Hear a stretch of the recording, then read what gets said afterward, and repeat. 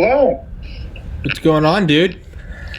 Not much. What's going on with you, Tommy? Nothing. Just had a bowl of cereal. Oh yeah? Oh, yeah. What? What kind? Some granola bullshit. Who cares, though? Let's talk about you, because you got a cool job. Do I, though? Yeah. I mean, I guess I did. Yeah, you do, man. That was pretty cool. Yeah.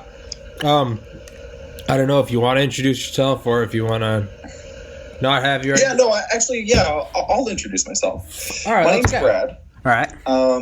I was a security officer on a armored truck.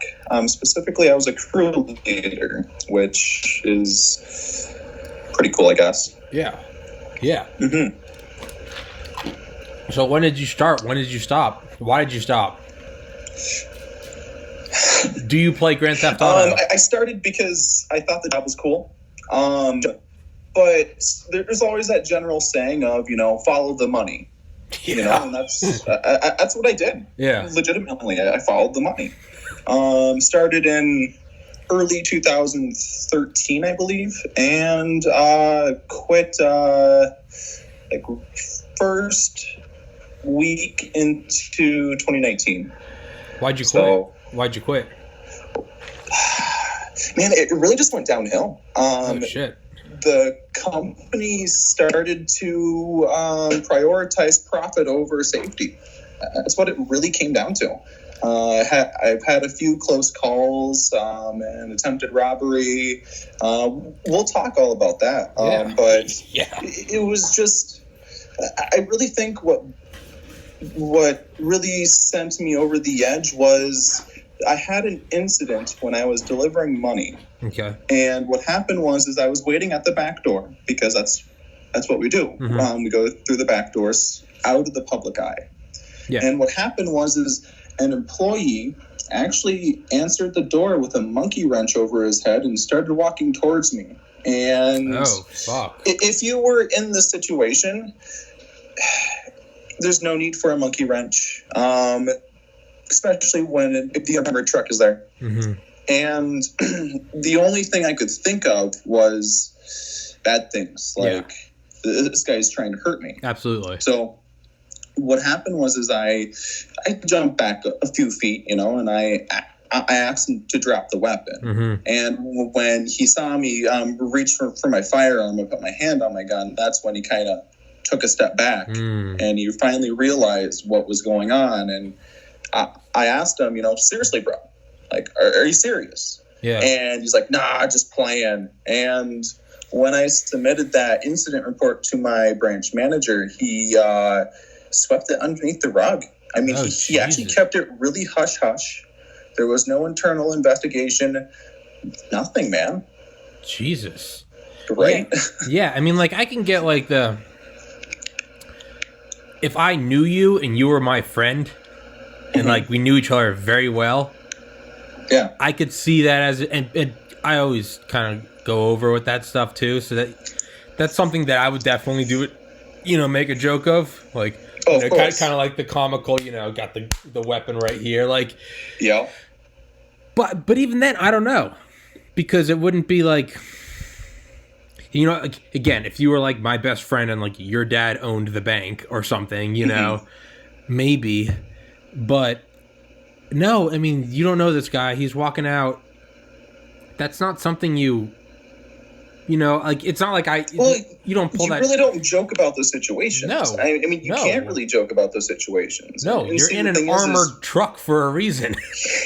Yeah. I mean, that was actually one of my closer calls. It really came down to, can I justify this in a court of law? I mean, can I prove to my fellow peers that this was a guy that had ill intent, and he meant me harm?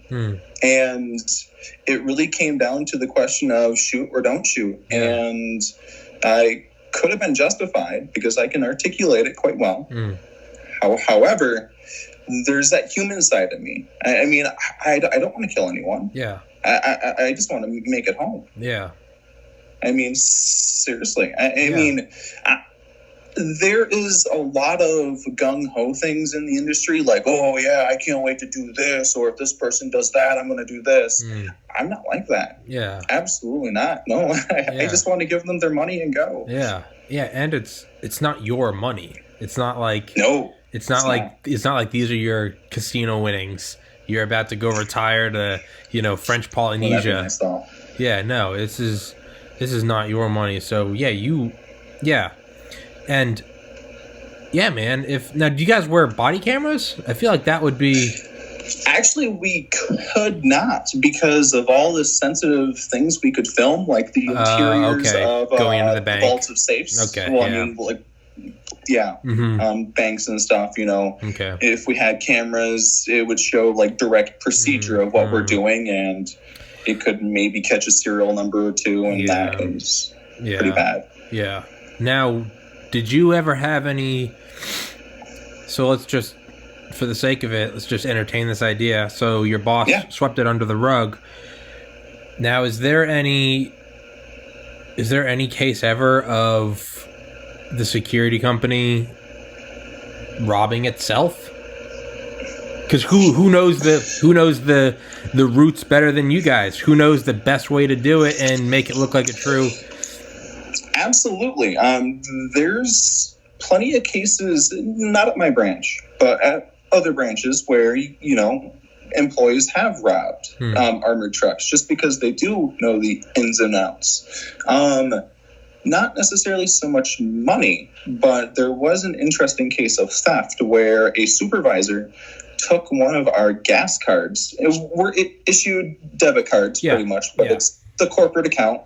Every day after route, we swipe it at a gas pump and refill. And what the supervisor did was actually he took a card and he filled up his personal vehicle with it, and he got away with it for about a year and a half. Oh, he filled shit! Up all three of his vehicles. Yeah.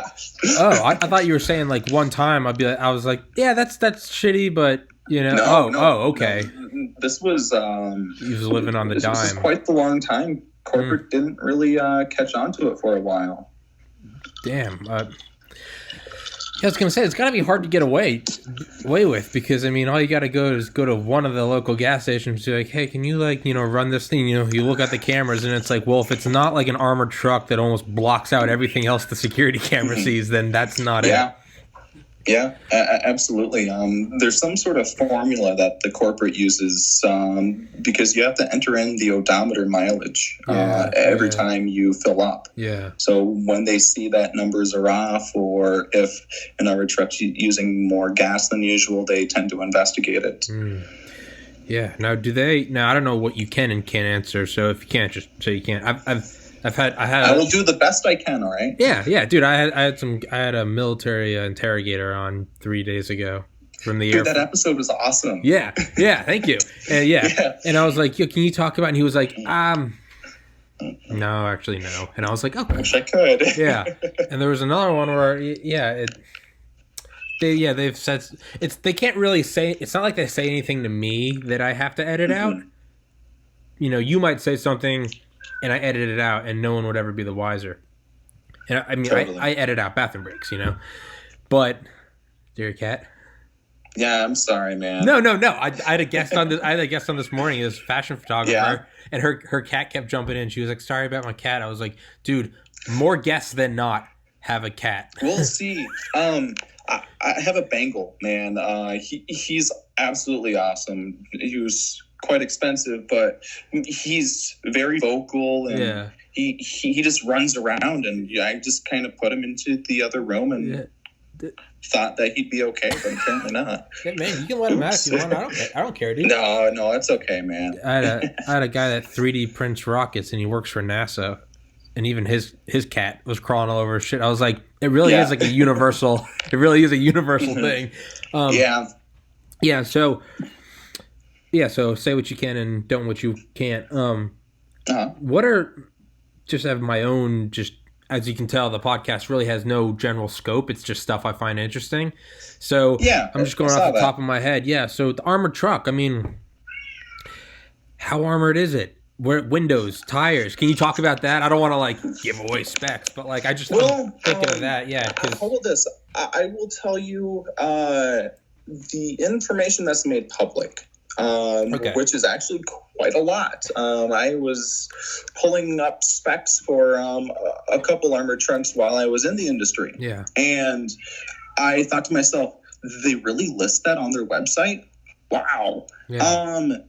Some armored trucks, they do have roll flat tires. Some of them don't. I won't tell you which ones, though. No, please don't. How armored? I actually had a buddy at work back when I worked there. He was military, and he had some sort of machinist or some sort of fabricating job or fabricating MOS. And he was doing kind of the same research as I was. And apparently some of our trucks can survive an IED. Holy shit. Right? Yeah. I mean, I guess I wouldn't necessarily bank on that, though. I mean, I would expect a broken back and the verge of death. Yeah. But the truck can survive it. Yeah, it definitely makes sense, though. Like, you got to think, it's not banana in the pocket, put them up, buddy. Right. It's not some old, it's not some trope. It's, if someone's going to take out a bank or an armored truck, knowing that things exist like GPS, there's cameras on everything. Yeah. If you're coming in, absolutely. If you're coming in to take an armored truck in 2020, 2019, you gotta be a trained, you gotta be a group. Why wouldn't you use an IED?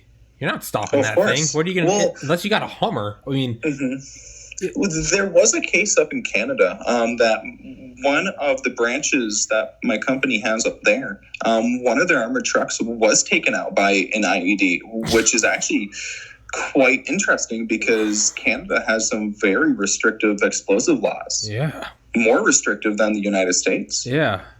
But that happened.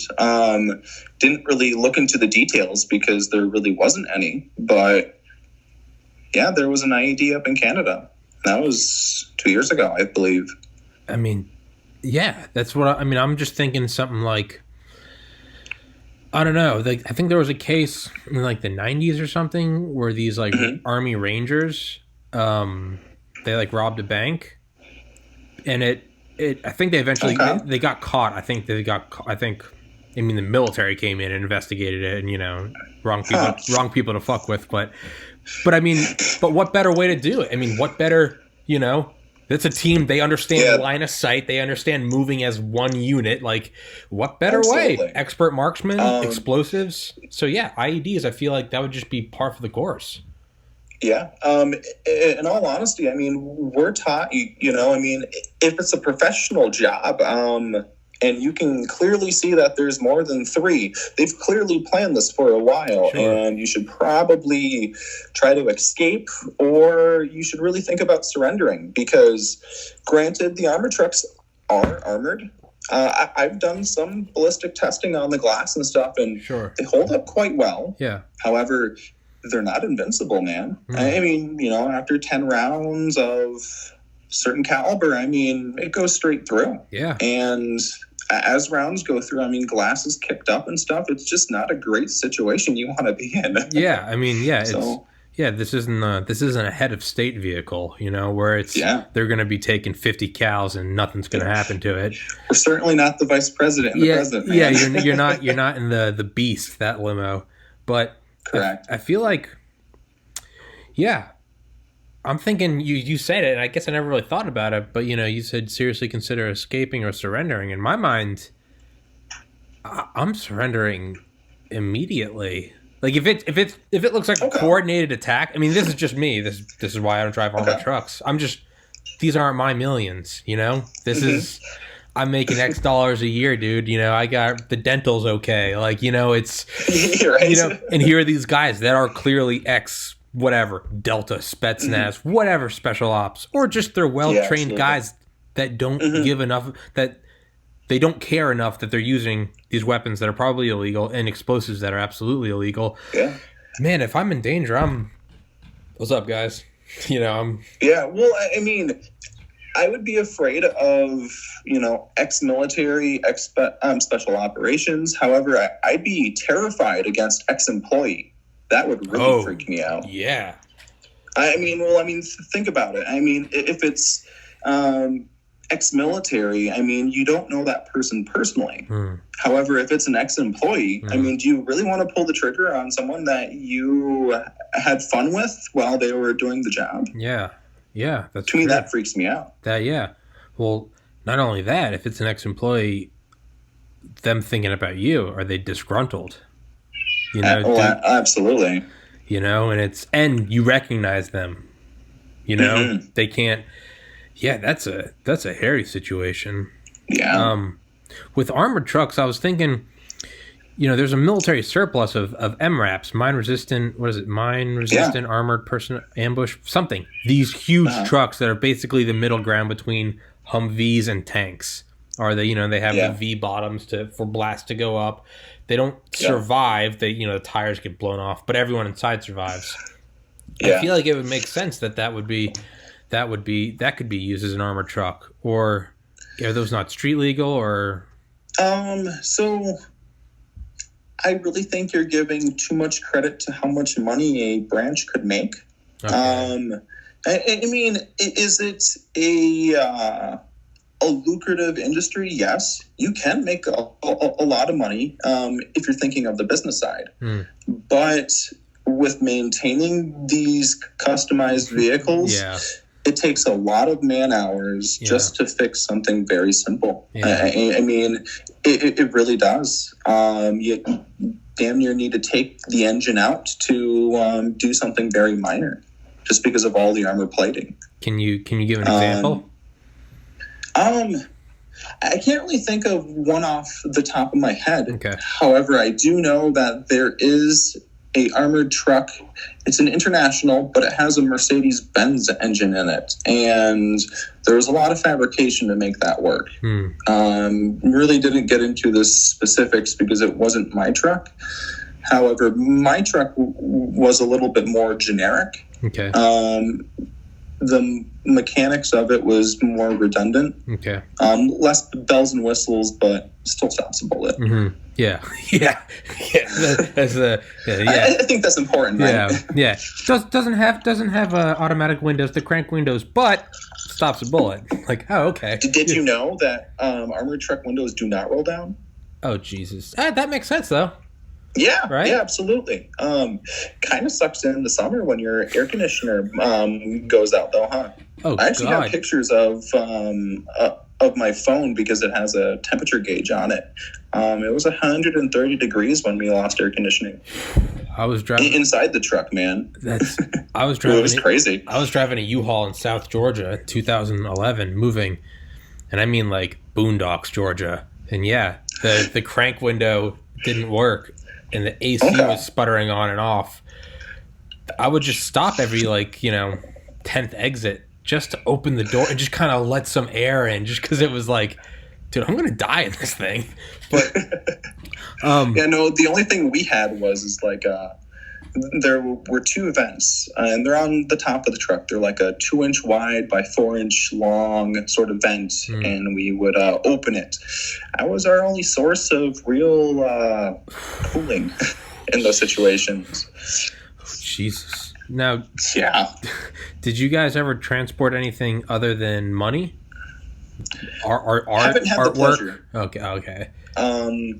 I've honestly heard of odd things like artwork, gold. Sure. One thing that comes to mind was Loomis. I know that they, in the downtown New York area, they transport gold dust from jewelry stores and stuff. Oh, damn. Okay. Yeah. Okay. Now, what? So I don't know anything about this stuff, so I'm just asking off, the top of my head. Interesting. Go right ahead. So, do you guys do again, for anyone watching the podcast, there's no rhyme or reason to any of these episodes. There's no timeline. We're not walking on a set script. We go off into the weeds. Do you guys do you practice? What do you practice? What can you tell? with security maneuvers, whether movement of personnel, movement of vehicles? Do you do driving courses? Is it about, or is it really, am I imagining this as Secret Service, and it's not Secret Service? It's totally not Secret Service, and actually, you really just get the basic security of, well, it's not necessarily basic security, but you do take some pretty kick-ass firearm classes. Yeah. They are on par with law enforcement. Oh, cool. Matter of fact, the state that I live in, we take a part of the DAT program. It's a program that I think it's like Wisconsin law enforcement have to go through, but I only get the firearm portion. Mm-hmm. And you don't really get the defensive tactics or learning how to handcuff someone. Mm-hmm. But it is good to know that kind of stuff. Matter of fact, during the armored car security gig, I did do a executive protection security as well as that. That was fun. I mean, it was kind of like the generic security, but I was armed. Yeah. And we did event security, and the qualifications for that armed security job was I had to be certified in baton, taser, mace, and handcuffing. That was one hell of a condensed course, because I'll tell you, being maced, batoned, and tasered in the same day absolutely fucking sucks. But I mean, when you really look at it, though, I mean, it's nice having those extra certificates going into the armored car job, because at least you understand how you react when you're tased, or how you react when you're maced. Because I've seen a bunch of Google, not reports, but news articles where someone hides behind a corner and they mace the armored car guy and steals the bag of money. And I'll tell you one thing, I wouldn't want to be maced. I would never wish it on my worst enemy. That stuff sucks. Yeah. Oh my God. What is that experience? What was that? What is that experience like, if you can describe it? Imagine hating yourself, but 10 times that. And see, the thing is for me, my personal experience was, I felt like I was sick. I felt like I had the flu for the following 24 hours. Oh, geez. After the third hour or so, you kind of come down from it. Your eyes stop kind of tingling, and you kind of become normal. However, after my certification, I was driving home, right? And it reactivated on the highway, and I actually had to pull over and, had to cry it out again. Jesus. It sucked, man. Jesus. Yeah. Yeah. Can you tell me about that that executive program or you said was executive or VIP or what was it? Well, it was executive protection. Okay. It was just a normal security job. They had their unarmed contracts and they had their armed contracts.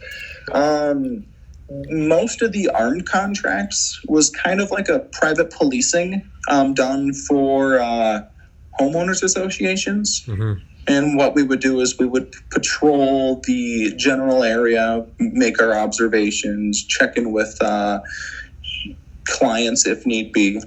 A specific one that I remember was it was on a corner of a busy intersection. On the first floor of the entire building were storefronts. Mm-hmm. And on the second floor, it was like assisted living, sort of. It was like an apartment, but assisted living. I get you. And we would patrol the entire building for the assisted living place, and we'd go through the stores and stuff. And we would just make observations. If there was a problem, we'd solve it. If there wasn't a problem, we'd just walk on and write down what times we were in what store and stuff. Mm-hmm. And that's really it. Mm. It was pretty cool. That is cool. What's what now? Are there like tiers of armored truck services? Are there things that like exclusively do fine art, or can you get like higher up with? I mean, I guess you would get into diamond and platinum, or I'm thinking of value per ounce. You know, fiat, you can only have so much paper money. You get into gold. You get into gold bars. You know, under, you know, that'd be cool. Wall Street or London. You get what I'm saying. Yeah, absolutely. The closest thing that I could think about what you're describing would be just levels of trust. I mean, how well do you trust this employee? Has this employee been here for 10 years, 3 years? I mean, would you rather trust a 15-year-old, well, not a 15-year-old, but a 15-year veteran over a 1-year veteran? Mm-hmm. If you're transporting diamonds, I think I'd go with the 15-year. Yeah. But there's not really much of that. The company I worked for really dealt with just currency and coin. Okay. Coin was a big thing. Really? Oh, also ATMs as well. ATMs were a big thing. Apparently that was our bread and butter. Really? Yeah. What I kind of lucked out. I was on a route that didn't have any ATMs. So you just literally just like stalking ATMs? Or do you just pick up the whole thing and take it?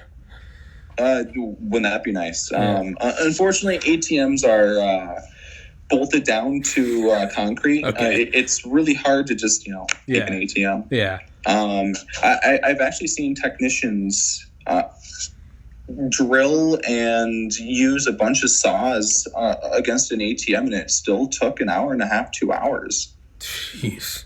But of course, they're doing the right way. They weren't let's drape a chain around the ATM and drive away with the truck sort of thing. Yeah. I mean, they were going to relocate the ATM. Yeah.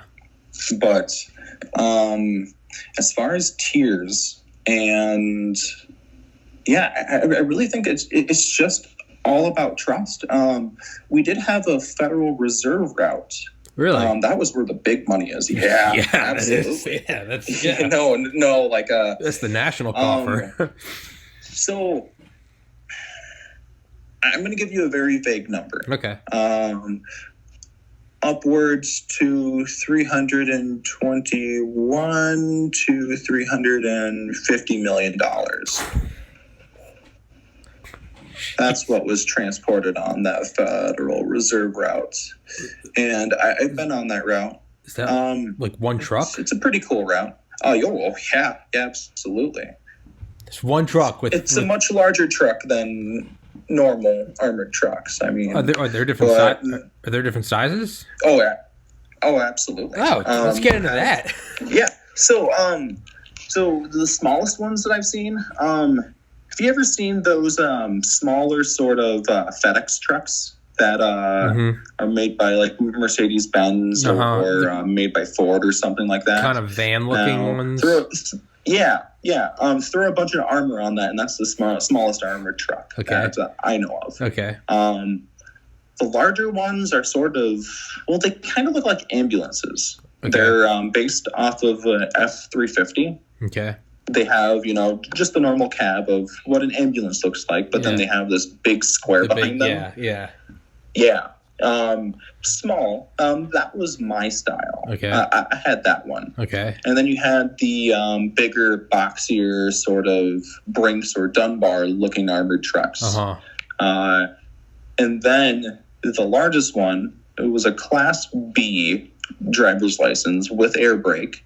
It was a straight truck, but it was really long. It had 2 axles in the back, standard tires in the front, but it was just meant to transport large sums of cash to and from. Like I said, I was on that route, and when you see numbers that large, it's just a pain in the ass. I mean, seriously, it's heavy. Money sucks. You would think, something so cool and something so awesome would weigh nothing, but it does. It sucks. I feel like working there. I feel like it quickly wear off to like, look how much money, and now it's just like we got to move this much shit. Like, Yeah, I can see that. Yeah, it's just like a normal shipping receiving job. It's just. I mean, I guess I do have some unique bragging rights. Yeah. I'm probably one of the few people that can say I've taken my lunch break on a pallet of 50s. I mean, it's just stupid stuff like that. Yeah, no, that's not stupid, man. That's cool. Who else can kind of say that? I really don't know of many. Maybe 50 Cent. I don't know. That was cheesy. But yeah, that is. How do they guard against guys like you? Just not to say that they're guys like you are bad. I mean, like people in that have that. You know, you're in that situation where you can have that bragging right. How do they? What are the pallets like? You can't just, obviously they're gonna. I imagine there's a trillion safeguards, but like, what are some? Is it just like that heavy sort of like plastic wrapping on it? Because how do they not know that you're just? Because you don't even need a stack. If you could just get. I'm just thinking from my broke mind. Are you asking how it comes from the Federal Reserve? I'm asking everything, yeah. So let's start with that. Okay. Yeah. So, for example, how money typically comes from the Federal Reserve is in 1,000 bills, and that becomes a brick. So if it is a brick of tens, it's 10,000. If it is a brick of ones, it's just 10,000. Mm-hmm. No, it's 1,000. Yeah, it's 1,000. Yeah, tens. Sorry, I can't math anymore. Dude, but it's fine. I never learned. I think you kind of see the correlation there. Yeah. And then for every brick, I forgot how much is on a layer on a pallet. I mean, I think there might be 15 or 20, and then the next tier of that, and then you just build up, and then it just goes from there. And then yes, it is plastic wrapped. Yeah. But in all actuality, I've never seen a full pallet of ones. Typically, it's like 20s, 50s, because that's what you get when you need to do ATMs. As far as bags from major branches like U.S. Bank, Wells Fargo, Bank of America, they literally just bundle the money in their respective straps, and they bundle them in. I actually think it's the same standard as the Federal Reserve, and they make their own bricks, but then they rubber band them together and just throw them into large bags. Okay. I can think of a time where we picked up like $8 million in 20s. That was our daily ATM money. We were constantly filling ATMs, and the money itself came in like 4 bags, and we just picked it up, scanned it, threw it in a truck, and went. So sounds kind of crazy. I mean, I'm throwing out large numbers. Yeah. It's. I mean, I'm not in the field anymore, and I'm just thinking to myself, geez, the smallest bag could just buy me a house or buy me a nice car. You just yeah, dude, $8 million. That's what I'm saying. It's like, what could you do with $8 million? Me? What would I do? Or yeah. Honestly, man, I think I would get like a small. I wouldn't want to live in like a bad place. I would want to go to like a relatively like nice, in terms of safety. Yeah. I would get a 1-room apartment. No, I'd get 2 in case I have friends and brothers in town. And I would find something that I knew that I could rent out for the next 70 years. And then everything after that, I would have it put away, kind of like what smart lottery winners do. Well, they'll literally sign it away to there's like some legal thing where you can sign it away to your future self, basically. And you have to go through like hell and back to get it out. And if you do sort of break your contract, you forfeit that money to like the bank that's holding it. So you could say, okay, I got $8 million. Let's say rent. Let's just say it's $10,000 a year. Next 70 years, 700,000. Let's just call it $1 million. All right. Mm-hmm. Then you can say insurance, groceries, all that stuff. Let's say that's another $2 million over 70 years. I have $5 million left. You could say I want $100,000 a year, And that's for plane tickets, movies, every restaurant. You know, you want to go act like an idiot at a bar and ball out, get bottle service, whatever, you know. Buy the bar out and stuff. Yeah. You want to go have those experiences, sure. But it would be, and then you hit 100,000, divide it into, let's say it's 120,000. So it'd be 10,000 a month. You could even go down to like 2,500 a week. So every Sunday you could go get 25 Ben Franklins, right? Okay. Yeah, 20. Yeah. And that's what I would do. I would take care of the expenses I knew I had to have, just so I'm not, ever asking anyone for money. And then I would I would lock it away from myself, because I'm impulsive and I know that about myself, and I've gotten much better about it over the years. But what I would do is, to answer your question, I would make sure that I could stay alive. Place to live with a locked door, food, water, insurance. Honestly, man, I've taught myself graphic design. I think I would do this podcast. I think I would do graphic design with the knowledge that I didn't have to make anything. It would just be, I'm making whatever I want. I would. I'd probably allow myself. I got rid of my Xbox because I played too much video games. I would probably get an Xbox. I would. Honestly, man, I think I would just.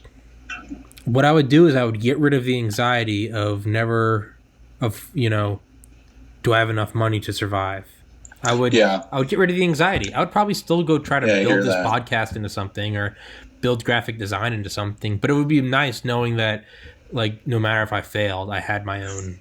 Yeah. That's what I would do, dude. 8 million. Now, if I got 80 million, 800 million, shit, dude, then you get a couple Rolls Royces, a Tiger, Yeah, right? Yeah. You just buy an elephant, a giraffe, and just stupid stuff, right? Hell yeah. Make Mike Tyson look tame, Right? Go get a couple white leopards and an eagle. Oh, I have my own flock of penguins. Yeah, why? exactly. I don't know. Yeah, I don't know. Because you don't have one, Me and the penguins would roll up to the bar, dude. Me and That'd be badass, right? Yeah. Actually, I saw a video on YouTube of this penguin in Japan, and I think it's Japan. Well, it's some Asian country, and what this penguin does is its owner straps a little backpack onto it, and this penguin travels like 5 miles to the closest butcher store, and the butcher feeds this penguin for free. He just throws him a few fish, gives him one right away, and throws the extra into his backpack, and he just walks home. And I thought that was really cool. I kind of want a penguin. I would need 10 penguins. Yeah, right. That'd be cool. I would want them to have. I'd want them to have on bow ties. I would want all the penguins to have on bow ties. Yeah, naturally. And classy. Classy penguins. Maybe some What are some really nice glasses? Not Oakley, something better. What's a Gucci? Ray-Ban is a name brand. Yeah, I'm thinking whatever TI or some Gucci or Coach. Armani. Yeah. I mean, stuff like that. Designer bags too. They're little backpacks. Yeah, you gotta go. They're too small though. I don't care. It's all about flaunting, dude. It's all about you got 10 penguins. Okay, you're peacocking. No, yeah. Oh, okay. Because if I'm at 10 penguins, I'm clearly I'm out there flexing, So some Versace, Dolce and Gabbana, Louis Vuitton. Yes. Okay. And I definitely need a stretch Rolls Royce for my penguins. Okay. So me and my penguins roll together. Yeah. I think the weirdest flex I would do if I had, $8 million or, just an absurd amount of money is on Christmas or Valentine's Day, I think I would buy out every other seat at a movie theater and stuff, so couples couldn't sit next to each other, or just stupid stuff like that. Every other seat. Or if I had a bunch of money, I would want to be buried in the most inconvenient spot. Okay. In the middle of a highway where they actually have to make a roundabout around me. just to remind them of, that asshole that was buried there. Just throw down, you would just throw down, you'd throw like $2 million at a politician and be like, reroute 85. Cool, yeah. That, or I'd go, I don't know, like tip him out, or I might go some like Horcrux shit, like have my body chopped up into like 7 pieces and buried on like every continent in the highest elevation. Or, I don't know, I think I'd put my coffin in orbit. That's what I would do. Okay. Orbit, yeah. No, if I had an absurd amount of money, I think I'd want the tip of Mount Everest. Legitimately go up to the top, cut off the tip, and give it to me. Oh, not buried there. Not buried there. No, you're not buried there. You want you're alive. Yeah. Bring it to me. Yeah, I want the tip. It'd have to be like the soil, though, because you're going to just have the ice, because that's just going to melt and be water, right? Yeah, I mean, I guess it'd have to be the top some soil or some rock or something. I'd want all the flags. Yeah. That's what I would want. I want all the flags up there. Every time someone goes up there and plants a flag, I would have my own team of Sherpas. I'd be like, fetch me their flags. Yeah, absolutely. All of their accomplishment flags, just take them down. Yes. I'd want shit like that. Yeah. I want flags from like state buildings. Actually, you know That'd be cool. I think I would probably fuck it if I got like Jeff Bezos money. Honestly, man, I think I'm probably just like contracting all of Blackwater, starting my own just army. Actually, I talked about this with my cousin over Thanksgiving. We would go to Africa. I'd find some war-torn section, and I would have some with my military connects. They'd airdrop in materials. I'd build a 30, 40 foot wall. I'd make a compound, and I would literally play like medieval king. I would build a compound and be cool. And be like, okay, over the next year, feudal warlord. Yes, over the next year, it'd be like me and my army, who would just be paid ridiculously. I'd be like, I want this wall moved 100 yards that way, and we would just build until we came into contact with other warlords. And because it's war-torn area of Africa, I would just conduct warfare, man. I'd probably, we talked about, I would get the CIA. I'd be like, hey, you guys need some shit that's going on that you can't have going on? Come to me. Yeah, but unfortunately, I don't have that money. So. Me neither. Yeah. I mean, I used to transport it, but it was not my money. Yeah. But, so,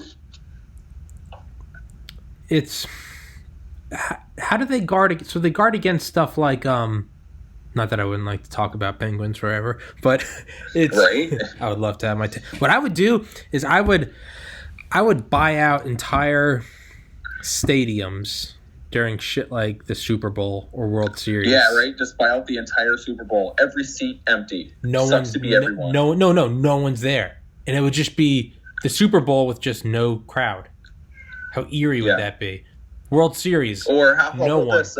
Buy out the entire Super Bowl and then buy out all of those damn ads. Yeah.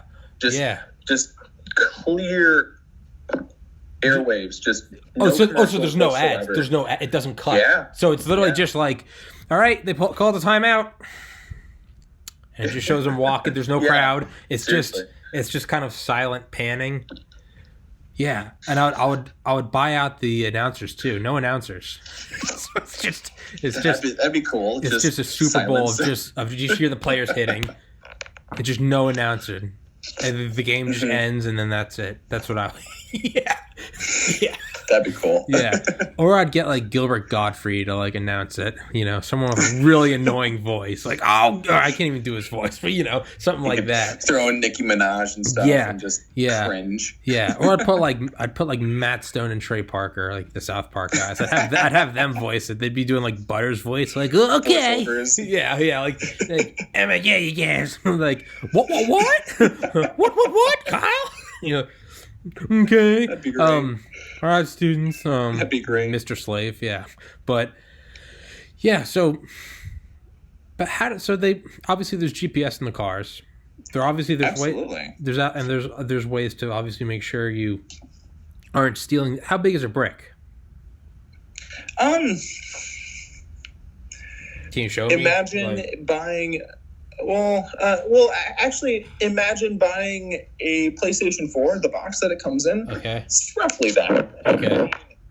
It's about that thick. Yeah. And I mean, it's about that wide. Well, that wide. Yeah. I mean, it's maybe 7 pounds, or might be a little bit more than that. Might be 10. Yeah. So, however, boxes of coin, that's a different story. Yeah. That shit's heavy. Yeah. How do you fuck with that? That's got to be like dollies and shit, right? Well, so a box of quarters is $500 worth of quarters, and that is 25 pounds. If I'm not mistaken, I believe $100 in nickels. That is a box. That weighs right around like 12.5 pounds. Okay. I forgot what a box of pennies, dimes, and the other one is. But is it all $100? So is that what a box is? Oh. No. So a box of pennies is $50. Okay, I was thinking a box of dimes is $250. Okay. The nickels is $100, and then the box of quarters is $500.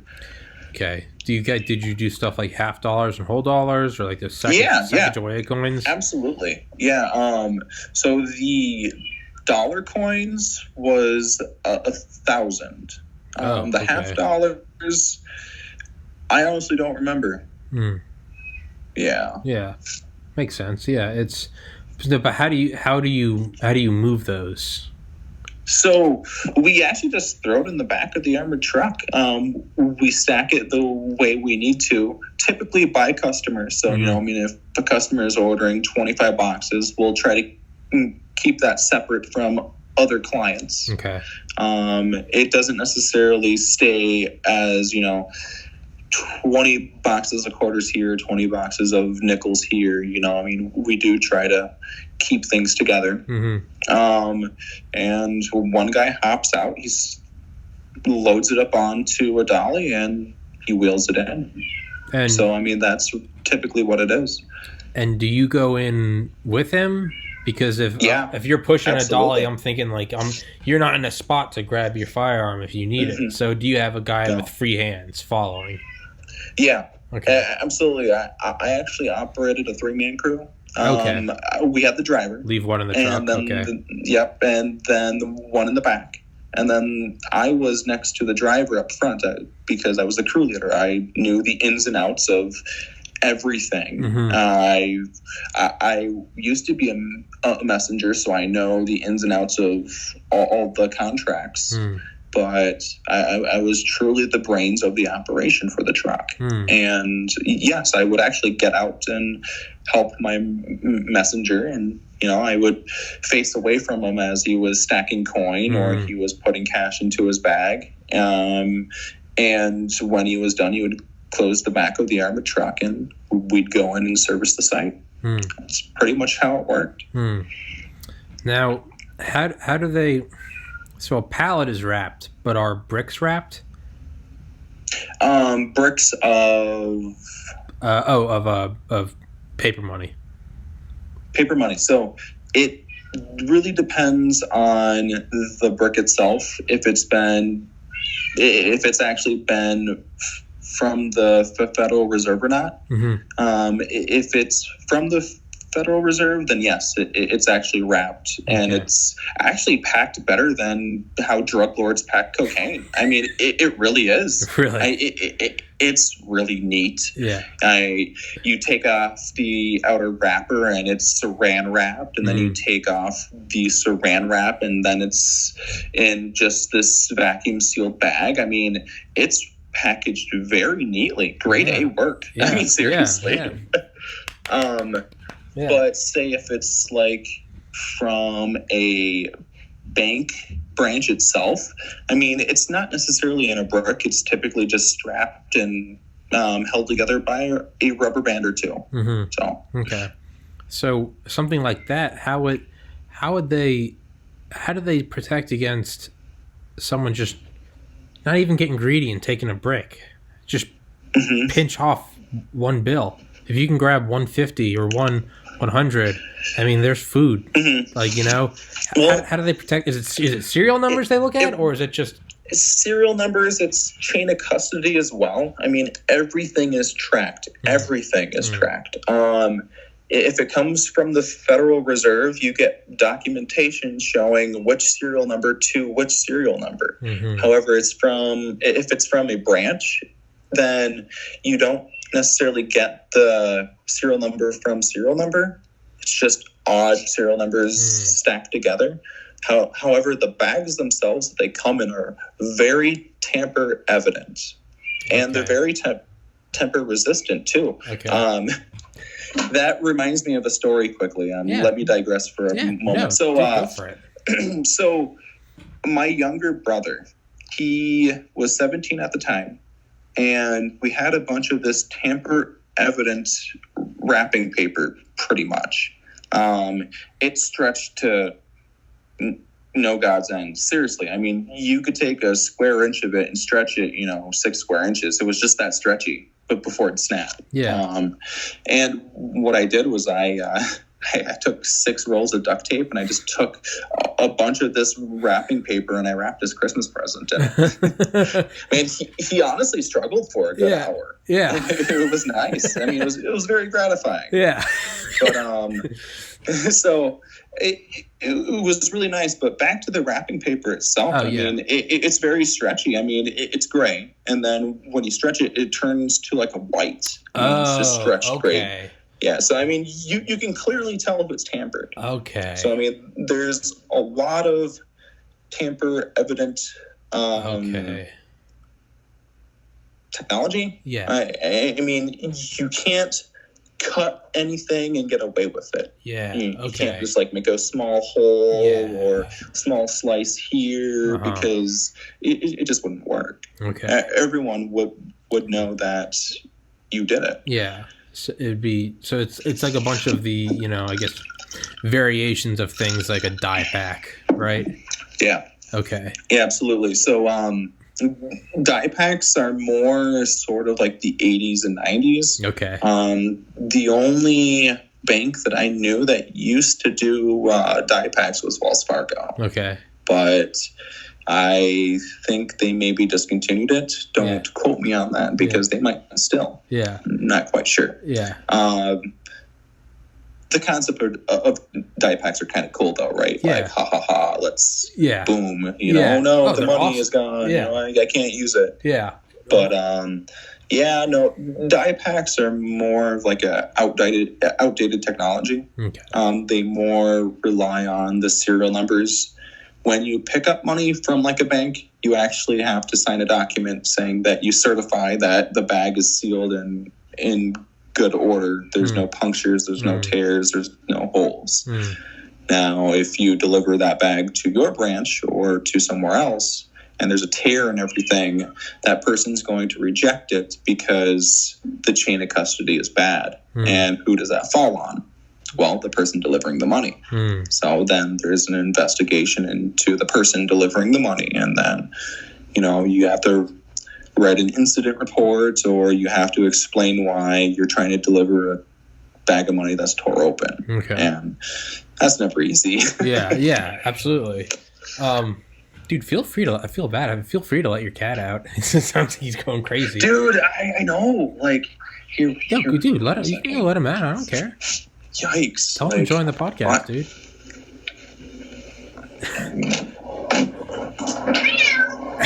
Poor guy. You can come out, buddy. Here you see him. Actually, I named him Capone. Nice. Have you heard of the St. Valentine's Day massacre in I think Chicago? Yeah, he's named after that gangster, man. Yeah, that's weird because the girl I talked to earlier was in Chicago, and today's Valentine's Day.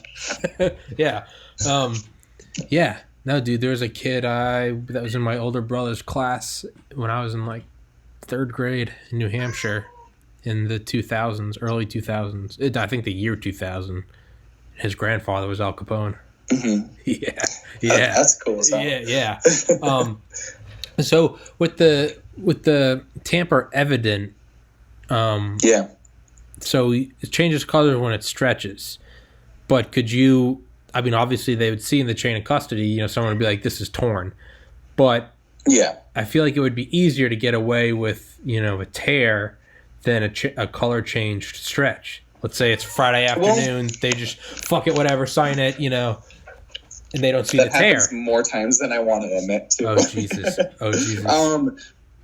It really comes down to the person that is giving the other person the money. So we all go through our background checks. Our fingerprints are on file with the FBI, and in my case, my fingerprints went to Canada just because my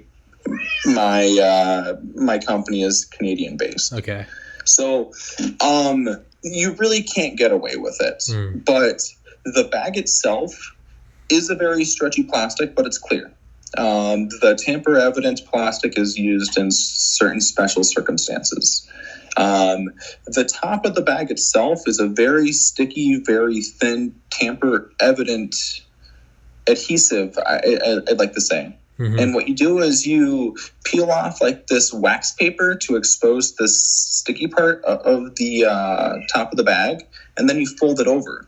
But see, if you actually try to tear it back up, the letters void will appear all over that red top. So you obviously know that there was some tampering. Oh, shit. And that's obviously bad. You don't want that. You want a nice, beautifully sealed bag that doesn't show any letters whatsoever.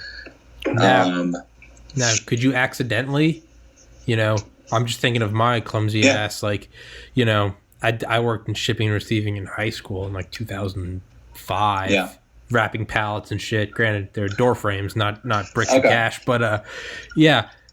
But yeah, I mean, there'd be times where we'd accidentally, it'd fall off the dolly or dolly, I guess, and or shit would fall off the edge of the truck, and heavy weight pulling on itself, it'd stretch the plastic. I'm just thinking in my mind, my anxious mind, like bringing in a brick of 50s and something happening and it falling and it just like, and all of a sudden it fell at an angle and it stretched, and I'm just like, oh shit, now I have this thing, it's changed colors or whatever, I did something and it says void, and I'm gonna be freaking out. Like, what do you, if something happens by accident, what do you just immediately inform your superior? Your supervisor detains you, and the cash vault services that receives the money counts it. If it's a bill off, guess what? You now have restitution. Yeah. Oh, that's pretty much what it is. I mean, it's that moment of truth. I mean, you give them a bag that's been tampered with. It's counted immediately. And if it's short, then you're in a lot of trouble, man. Yeah. They legitimately ask you, where's the money? Yeah. Well, if you don't have the money, who has it? Yeah. And I mean, you're pretty much detained at that point. Yeah. I mean, I've never seen it to where you count the money, or the vault counts its money and you're over, because the machines that actually receive the money that you put into a bag are very precise. So I've never seen an incident where that's the case. But if a bag is ever under, that's not good. That's some mob boss shit. Where's my money? Yeah, right. Where's my money? You better go get my money. Yeah, Family Guy. Matter of fact, I have a story to tell you about that. Let's go. So, Rock goes completely normal. My messenger's in the back, and what he does is he actually separates the bank deposits by bank. So if a client uses Wells Fargo, it goes into the Wells Fargo bag. If it is a U.S. bank client, it goes into the U.S. bank bag. Okay. Or if it's anything else, it goes into the anything else bag. And what happened was when he was throwing a bag of cash into the bag, he missed and he didn't notice it. And what happened was we have a small little bench or table in the back to where we would put money into ATM cassettes. And what happened is there's shelving to the left of this table. And there's a very small crack in between. You can't get your finger in between. It's seriously the size of like a quarter. Okay. And what happened was a bag fell in between there. And we were short one bag, and it had a serial number.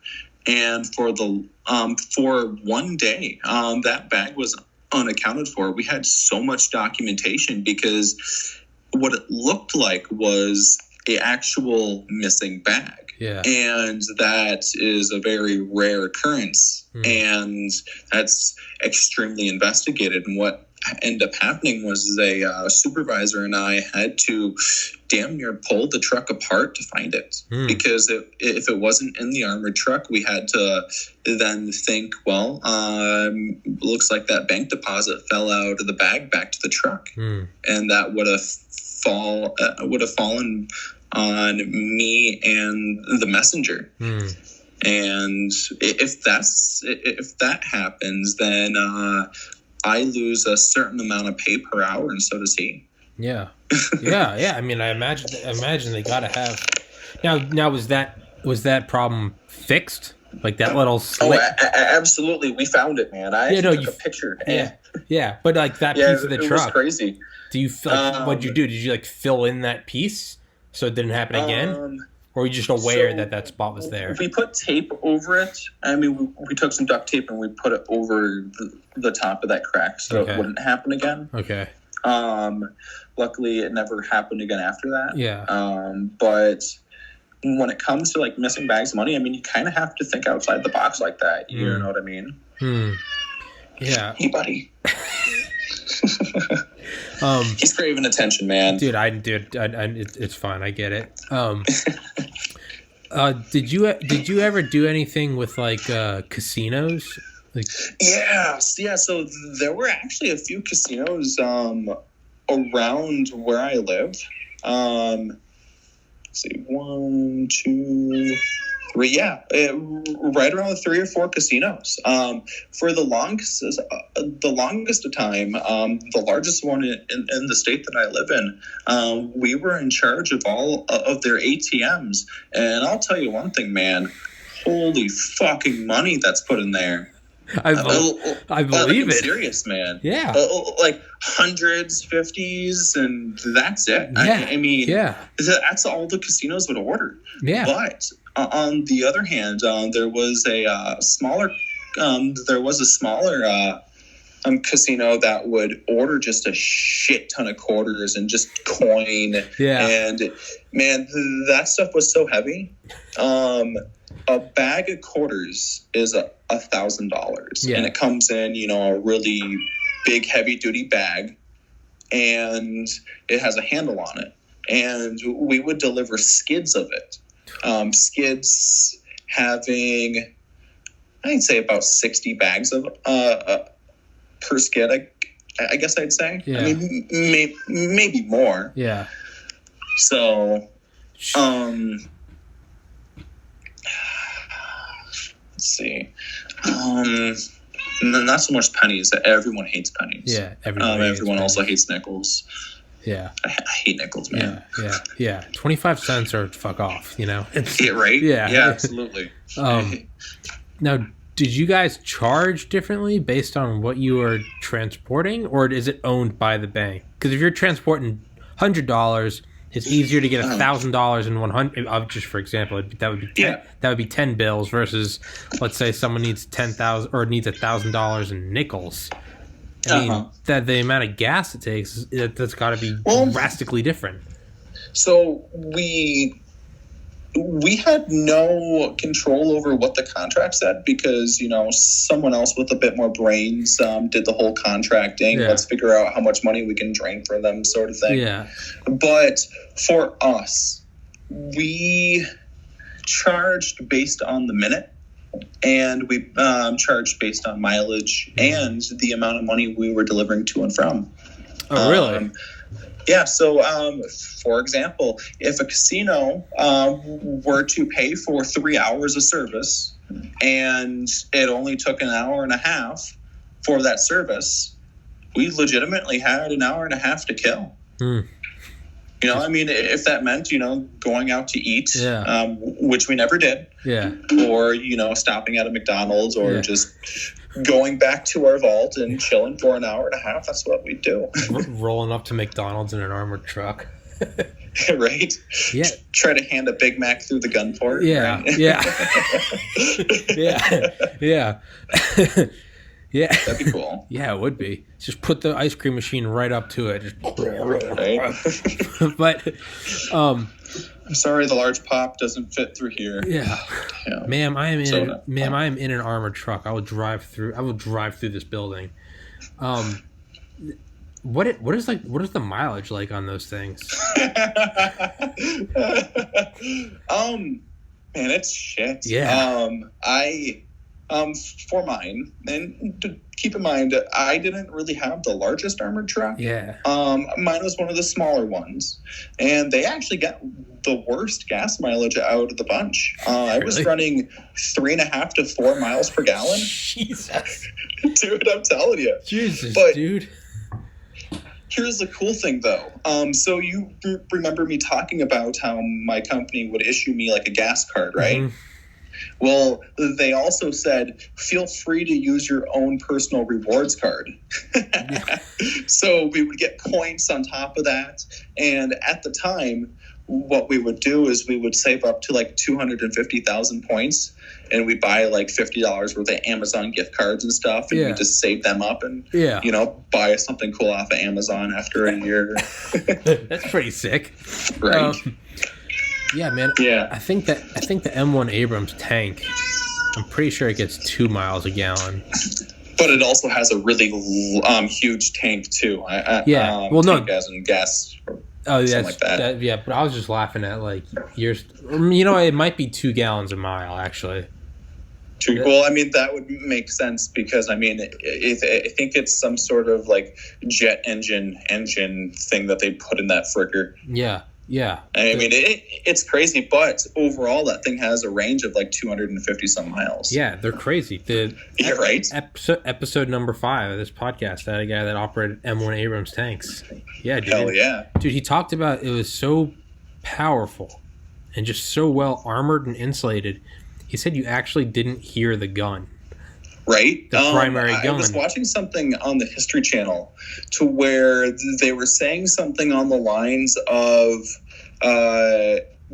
their tank of some sort was disabled and RPGs were just bouncing off of it. Yeah. I mean, I think I've seen that because I remember that factoid.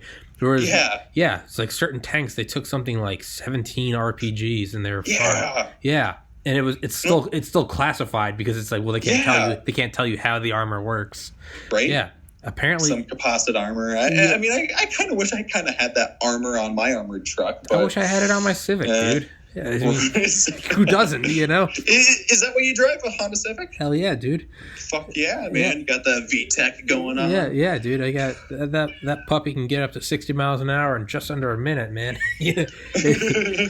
No, dude, my friend lives in Baltimore, and whenever I go up there, I fucking wish I had some composite armor. Right? Yeah.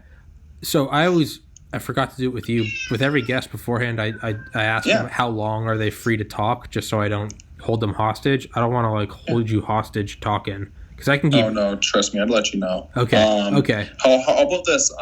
You have me for the rest of my phone battery life, and that's I'm at currently 30%. Okay. So you have me for 30% more. All right. Yeah. I'll do it. I'll take it. Cool. Yeah. Has it really been an hour? Yeah. Doesn't it fucking fly? Yeah, it is. Yeah, dude. Jesus Christ. Yeah, dude. That's what the girl said earlier. She's like, "Would you talk for an hour?" I was like, "Would you talk for an hour and 45 minutes?" And she was like, "Holy shit!" And I was, to me, that's good feedback for me because that means it's enjoyable. Yeah. If you're looking at the clock and you're like, "It's only been 15 minutes," well, that to me that makes me a terrible host. I don't want it to feel like an investigation. I mean, you haven't even read my Miranda rights yet. So, yeah. Yikes. Yeah, you're a terrible fucking officer, Tommy. So what's the funniest thing you ever saw while working? Because that's something I always ask people that, like, what's something funny? Because you never really expect it. I've really seen some silly things. I mean, most of it is just some petty stuff. Like, we'll be outside of a Target, or my driver, what he'll do is he'll film some silly stuff happening.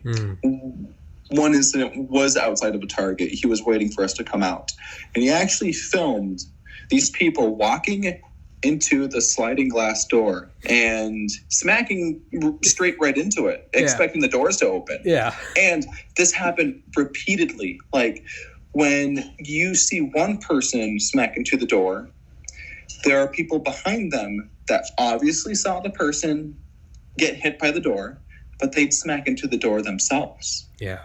And it's just that repetitive stupidity that just... You guys just camped out. It really breaks your straight face. Yeah. I mean, you're trying to straight face. We got $1 million straight face. Yeah. No, we can't be laughing. Absolutely. Yeah. We got to look cool. Yeah, we got to look cool. Got to show them the guns. Gosh, holy shit! Another lady did it. Yeah. You know, hey, in their defense, if you ever walked into a glass door, I have on like 2 occasions in my life. God damn, if I'm not thankful that no one was around. Yeah. that's just... No, so I think the most disturbing thing I saw was we were traveling down a street, I guess. It was a 2-way street, 35 miles per hour. And as we were passing this intersection, we saw this homeless guy on the corner masturbating out in public. And that was just it was just one of those things you just kind of turn your head and look away from. Yeah, I mean, it just kind of threw you off. What a better way to rob an armored truck. Doing that? What a better way to rob an armored truck. Hey, don't look at me. It's a great distraction. I'll tell you. Exactly. Like, I'm jerking off, and you're not going to look at me. And now my 3 friends from the other side, they hit you with a tractor trailer from the other side because you're too busy trying not to look at Harry Bob over there jerking a Slim Jim. Now. Do you play? Sorry. Have you played Grand Theft Auto? Have you played Grand Theft Auto 5? I haven't. I personally have not. I haven't even played the online. I've never played online. Grand Theft Auto that I've played was Grand Theft Auto San Andreas for the PS2. Okay. That was the last one I've ever played. Well, I mean, you need to pick up 4 and 5 because those are both fantastic. Yeah? You said I've never even played online. Dude, I've played Grand Theft Auto 5. I've probably played the campaign 100 times. I've never played online. I don't give a shit. I don't want to play with other people. I just want me versus NPCs. Slaughter. Me versus the world. Exactly. Now, I was going to say, on there, you can rob armored trucks, but I guess we can't really go into that if you haven't played. Yeah, no, I've breaking my balls. Yeah, it'd be kind of cool. I mean, just to play a video game on something that I've did. Yeah. That'd be cool. There's a mission where you do a distract. You like block a road with like a dump truck. No, with a garbage truck, and the armored truck is has to come to a stop. And meanwhile, one of the characters is barreling down in a pickup truck, and he hits the side of it at like 80, flips the armored truck. Doesn't end well for you. They opened it up and they execute him, but Well, of course. Yeah. I mean, typically in those situations, I mean, you're kind of fucked anyways. Yeah.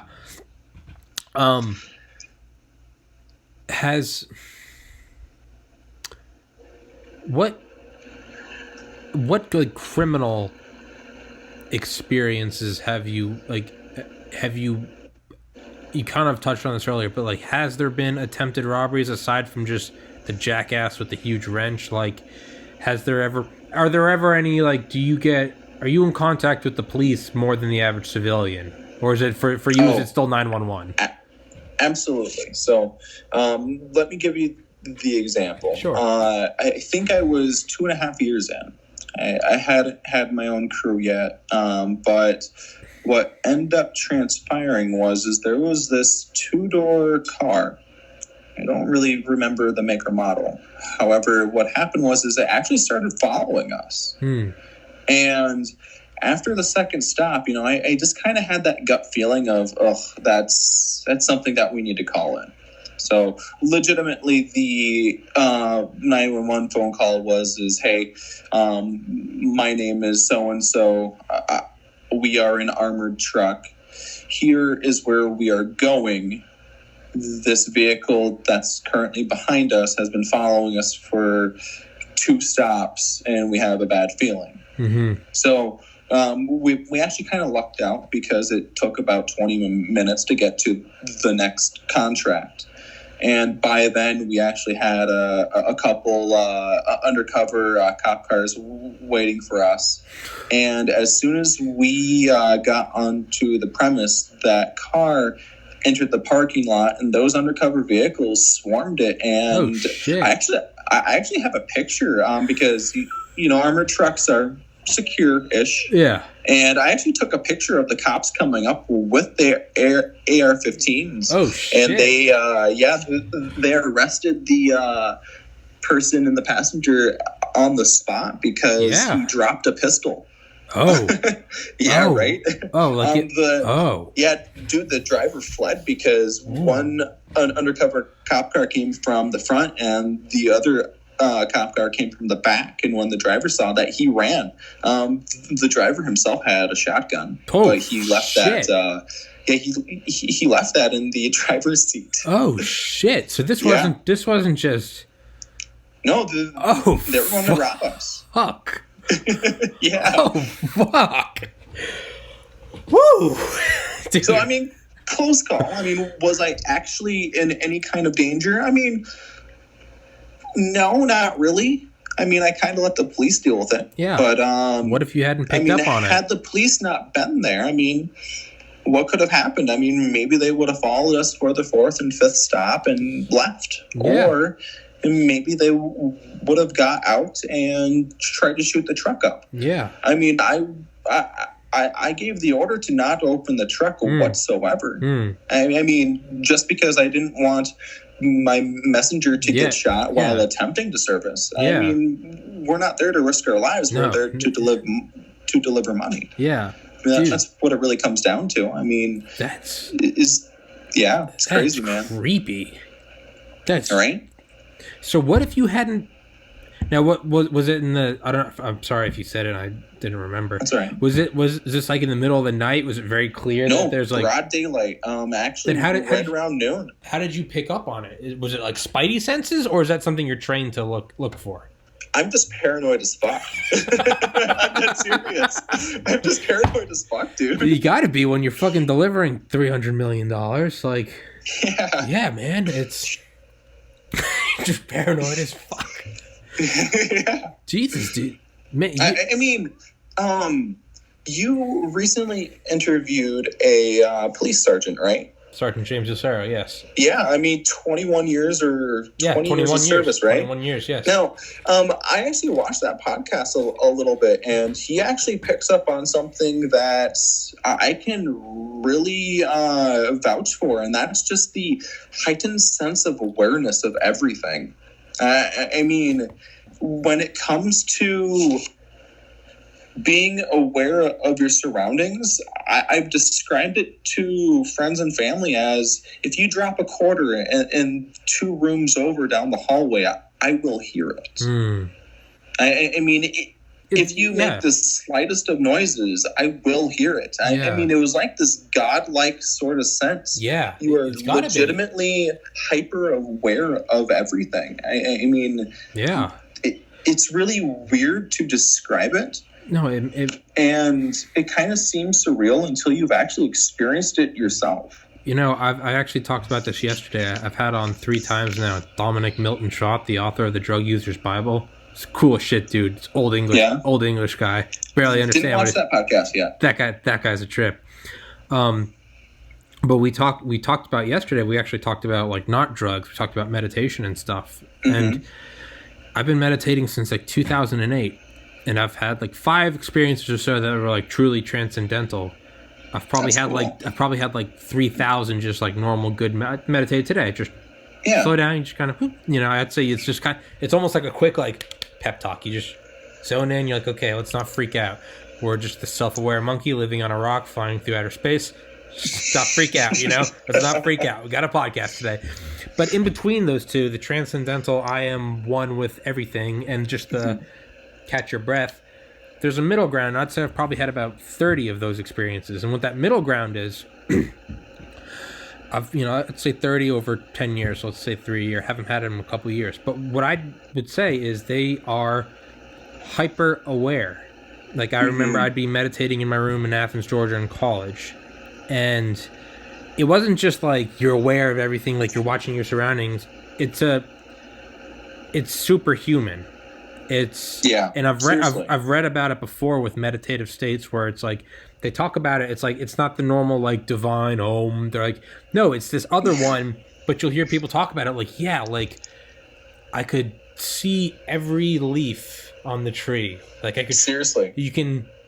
Someone opens a door downstairs and like you feel like just the slight like just change in pressure. It's someone turns on a sink and it's instead of just like, oh, someone turned on a sink, it's almost like you can like the water's coming out of the ground through the pipes. It's almost like your sphere of awareness has expanded. It's very odd. I can only imagine the it's way like that. I describe it is 360-degree vision. Yeah. You not only know what's in front of you, you know what's in back of you and the sides. Yeah. I mean, your senses really pick up and compensate for the lack of visual. Yeah, it's stimuli. And seriously, yeah. I mean, it honestly felt like I could sense someone that was right around the corner, or I could see something that was farther away, or just hyper aware. It's really just an experience that it's really hard to describe. Yeah. And you just have to experience yourself. Yeah, it's not it like... It just sucks that the way you experience it is telling yourself, well, I might die if I'm not hyper aware. Yeah, or, trying to meditate every day. You do it an hour a day, you get one every 18 months. But have you seen Limitless, the movie, Bradley Cooper movie? It's basically like an advertisement. No, neither am I. This came out in like 2013. Yeah. It's like the pill, he becomes like super... Yeah. I know of it. I would say that's the closest thing I can describe is to these like hyper aware states. Cause I can agree with that. It's like, it's like what you said. It's very hard to it's not just like alcohol. Like, alcohol, you could describe it as like it's a gregarious, social. It's almost like Christmas in a bottle. It's like it's warm. It's a fireplace. It's friendly. Yeah. It's kind of easy to describe. Marijuana is harder to describe, and on and on and on. But with this, it's very. There's nothing like it. It's correct. And the thing, and I don't even think what I experienced is close because mine was from slowing my breath down and introspection. Yours is from true.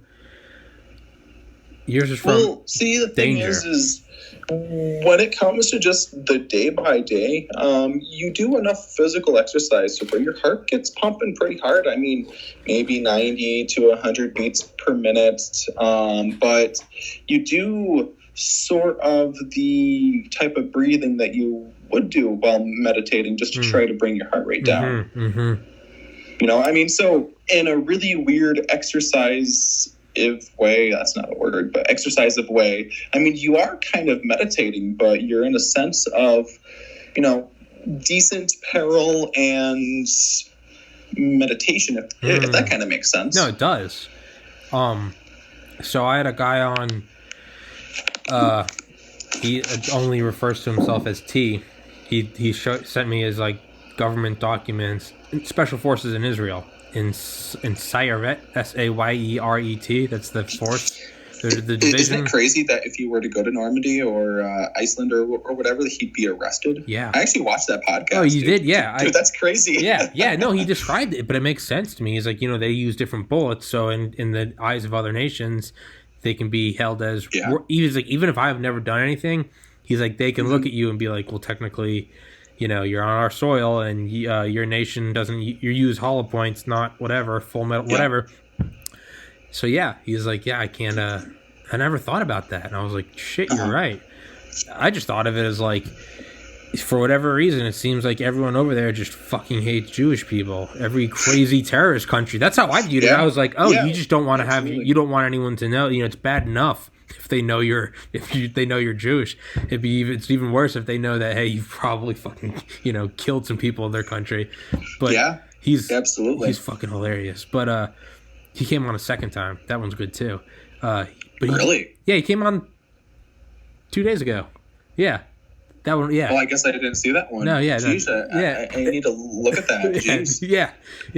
That's awesome. Yeah, he's trying to get hired by Blackwater, or whatever it's renamed now. He shouldn't have any problems with the languages he speaks. Exactly, yeah. Seriously. Well, he's going to kind of like we talked about earlier, like warlords in Africa. He said he said it on the podcast. Yeah, he's gonna go to Africa and. Is that what the person that he knows? Because I remember him telling you on his podcast that he knew the person that was training people to defend against ISIS. Yeah, in Africa. Yeah, no, he's kind of alluded to it to me before. He's kind of spotty with some of the stuff he tells me. Well, I mean, he has to be. Yeah, he has to be. Yeah, no, but it's but yeah, basically to train people to fucking kill ISIS, which is just that's awesome. Badass. Yeah, I know, right? Right? Yeah. Yeah. Yeah. You can always, because he has his mask on, but you can always see when he smiles because his eyes come up. He's like, "You fucking kill ISIS, man. Crazy stuff." Yeah. I'm like, yeah, crazy for me is like, man, I loved his dark humor. It's so great. I really did. It's so great, dude. It's so like he's like messaged me some stuff too. Like he had to cancel on one podcast because of a work emergency. And it didn't dawn on me until after I read. I was like, yeah, dude, no worries, we can reschedule. And it didn't dawn on me until a couple hours later. I was like, work emergency. And I was like, fuck. Is he being dropped in somewhere with a fucking Black Hawk? Yeah. And so I messaged him. It's not that the copier went down. It's the state is calling me to go kill some people. People and do some operator shit. Yeah. And I messaged him. I was like, first I was like, yeah, dude, no worries. I was like, we can reschedule. And then once it dawned on me several hours later, I messaged him. I was like, stay safe. And right. He got back to me, of course, in like the wee hours, and he goes, I'm so safe I could fuck a Chinese whore and not get an STD. And I was like, is that a common saying over there? Because I've never heard it. And he was like, that's how safe I am. And I was like. After the last podcast, he was like, I hope your audience likes me. I was like, dude, they love you. And he goes, yes, I hit your audience right in the G spot. And I was like, fuck yeah, dude. But he talked about, you listen to it. But he talked about being in a firefight, being ambushed. Yep. And he's like, everything slows down. It's like, it's dialed up to 13. He's like, I can still smell like the dirt. Yeah. And so it got me thinking though, like, it makes sense that, some people get out of the military. I mean, I could be wrong. Somebody please fact check me. But a lot of the biker gangs formed after World War II, primarily because it was a bunch of guys that, their relationships were literally forged in their friends' blood. They survived Nazi Europe, they survived the Pacific Campaign, the Pacific Theater. It makes sense. But it was also a hunt for just to feel that again. We can't drive around in cars. We got to be on bikes next to semi trucks. We gotta roll deep. We roll into bars. No one fucks with us. But it's also, I remember seeing a documentary, and it was like some old World War II veteran, and he was like, you're just trying to like taste it again. And he's like, that adrenaline. It's more like the adrenaline rush that comes with it. It's very addictive. Yeah. I was going to ask that for you. Do you don't work there anymore, so do you in your day-to-day life, are you like, oh, man, I could really roll around in an armored truck right now, or is it just that's in the past? I'm actually so closely tied to the armored truck community, specifically the branch that I used to work at. I should probably just say that I continue to work for them. Okay. Matter of fact, one of the officers I used to work with, she actually signed my marriage certificate for my wife and I. That's cool. I mean, absolutely. That's cool. So, I mean, I'm very tight knit with them. I remember a few times babysitting for another officer. That's cool. Just because their route came back late. Yeah, that's cool. All they did was make a call to their daycare and said, hey, we have someone coming in the same uniform. You can ask him for his badge, blah, blah, blah, blah, blah. He's completely okay. He's about 6'1", 200 pounds. Yeah. And then I just brought their child to Dairy Queen, and we had a good hour or two, and then I just dropped them off at home. Yeah. Dude, that's cool. Right? Yeah, it is. That's a cool community. That's a cool sense of community. Yeah. Absolutely. How much percentage? What's on your phone? What's your battery percentage? I just still got me for 19%, man. Okay, good. I just don't. Yeah. Give me a heads up when we're down to like 10 and 5, just so at any point it's not just like done. Hey, click. Yeah. Oh shit! They found them. They found that asshole. All right, Tom, I'm done. Right. So, have you thought about? So you're talking about being paranoid as fuck. That car that was tailing you. Mm-hmm. They, they're dumb enough to tail an armored truck, but right. But part of me thinks that they might not have been dumb enough to, for lack of a better term, siege the truck. Okay. Let's shoot at the armored. I would think that they're at least, they're smart enough to bring guns. I mean, they're stupid, but they're smart enough that they brought guns, right? Stupid and smart. Stupid and they're, they committed. Okay. Give it 110%. I guess I'll commend that in a weird, fucked up way. But I'll commend the drive. But so what I'm thinking in my expertise of armored truck delivery, that they weren't going to siege the truck and just, if you didn't get out, they're going to start shooting. Let's say those armored cops weren't, or the undercover cops weren't there. I imagine that they were going to wait for you guys to open up the truck to probably, let's probably shoot and kill you, or at least try to. So if those undercover cops hadn't been there and you had just pulled in there, and they would have done that. And I think if you hadn't got out, they either would have waited or they would have bailed. Was there any? Did procedure change after that? Because it's like it's not. Well, I don't know what I'm trying to say. Well, we had already identified them as a threat, and that's why we called law enforcement. Because at the time, we weren't under fire. They weren't trying to block our path. We hadn't needed to ram them. They were just following. Technically speaking, you can follow an armored truck and everything's legal. Yeah. Is it frowned on? Yes, absolutely. But you probably shouldn't. Yeah. However, when they fled. When a crew kind of has that gut feeling like I did, and I called law enforcement, law enforcement's going to help out an armored truck because, they are a high view target in society. So essentially speaking, the people that got arrested, mainly the passenger, he didn't get arrested for attempted robbery or anything. He actually got arrested on a warrant. Oh, yeah, go figure. Yeah. Hey, this guy had a warrant. Go figure. Yeah. I believe that the driver actually got arrested because he was a felon in possession of a shotgun. Okay, So it wasn't like attempted robbery. I don't think there's any law saying you can't follow an armored truck. Yeah, don't do it. Yeah. So as far as procedure, let's play the devil's advocate. Let's pretend we didn't see him. So that's what I was going to get to was. So it really boils down to of when the shit goes downhill. If they open up on us as soon as we get out of the truck, obviously we really can't get back into the truck. We have to return fire.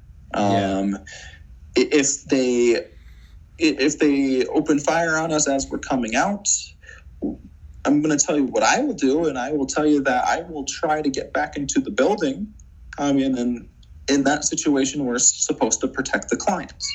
Oh, okay. At that rate, we're supposed to, barricade ourselves and wait for law enforcement. Now, if we are already walking to the truck and they get us as we're walking to the truck, I mean, we're obviously going to try to get into the truck. However, the situation as that plays out, I mean, we might be forced to engage them. I mean, we're always told to disengage and run away. Yeah. If we can't disengage and run away, unfortunately, we're going to need to engage. Yeah, terminate the threat. And that's honestly just to protect ourselves. Yeah. People in the past, people have really reacted negatively to the what ifs. Well, what if there's a gun to the back of your head? Okay, well, I'm just giving them the fucking money. Yeah. Or what if there's a guy that walks out in front of the armored truck and points an AR-15? Hit the gas. Well, obviously, I'm going to engage if I'm walking to the truck. Oh yeah. I mean, when it comes to our safety, I mean, we really need to understand that the driver is kind of safe. However, the bullet-resistant glass isn't going to last forever. I mean, if something were to ever go down, my driver was always under the instruction to drive away, to leave us behind. Because, see, the thing is, and statistics will show, whenever an armored truck is robbed and the messenger and guard are taken hostage, the people that take the people hostage use the two people to get the driver to open the truck. That is the reason why the truck drives away. So if the truck drives away, the person doesn't have the opportunity to get the real money. And then that's just when we say, hey, do you want the money in this bag? Yeah. And I mean, at that rate, they don't really have an option. Yeah. I mean, they take the money and cut their losses and go. Yeah. I mean, I'll be the first one to surrender if I need to. Oh yeah. Absolutely. take my Amazon card. Yeah. Yeah, right. Yeah. Take it all. Yeah, it's. Here, take the gas card too. Yeah, I mean, do you like my kicks? I got the. Yeah, it's. So yeah, but that's what I wanted to ask was so, in the event that you didn't see them, because what we're coming down to is, it was through luck and through your paranoia. As an anxious guy, hey, I completely get it, dude. But the company, I'm just looking at it from my highly educated, experienced time in the money delivery business. I'm thinking that you can't bank on that. That no pun intended. There truly was no pun intended. I apologize. But you can't. It's luckily you're my crew leader. Okay, he picked up on it. He called the cops. Yeah, things worked out as well as they could. How do they? But I'm just thinking, you can't bank on someone having that spidey sense like you did. Thank God that you did. But, I'm looking at it I mean, I don't know if anything, just...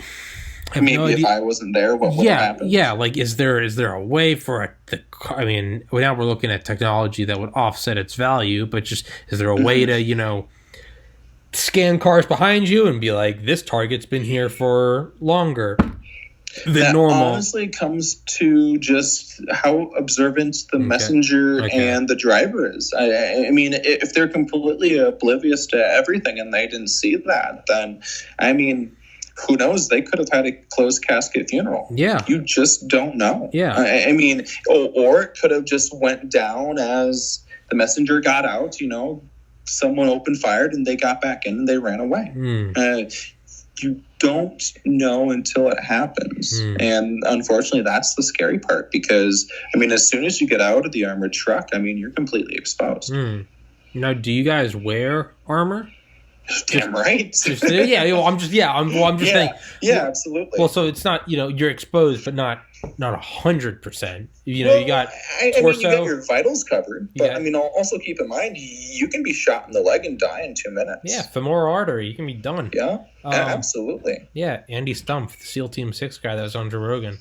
Talked about he got shot. He said he thought they got his femoral artery. He said I would have been bled out in like 15 seconds. He's like, that's how much blood's rushing through that motherfucker.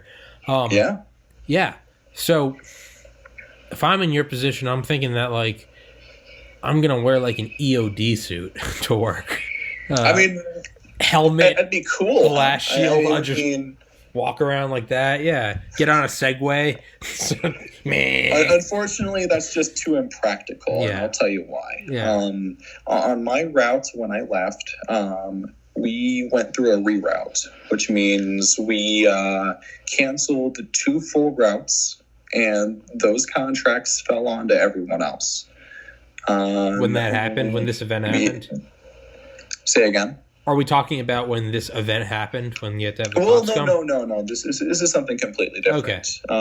So the reason why an EOD suit would be impractical is just the pace that you need to keep to be on a decent time. I mean, you start at 5:30 a.m. However, with the amount of contracts that were thrown onto the route, you could be out until 7, 8, or I've actually seen routes come back at 10:30 p.m.